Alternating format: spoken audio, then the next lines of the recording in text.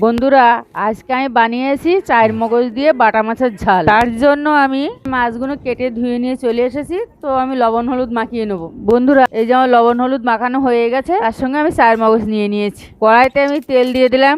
তেল গরম হয়ে গেছে, এবার আমি মাছ ভাজা বসাবো। এবার আমি মশলাগুলো করে নেবো।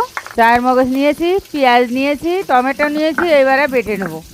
মাছের এক পিঠ ভাজা হয়ে এসেছে, এবার আমি উল্টে দিলাম। বন্ধুরা, এদিকে আমার মশলা বাটা হয়ে গেছে, এবার আমি তুলে নেব। এই যে আমার মাছ ভাজা হয়ে গেছে।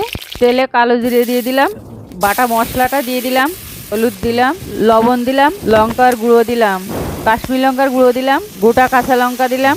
মশলাটা এবার কষিয়ে নেব। এই যে মশলার তেল ছেড়ে দিয়েছে, আমি জল দিয়ে দিয়েছি। কিছুক্ষণ ফুটিয়ে মাছগুলো দিয়ে দিলাম।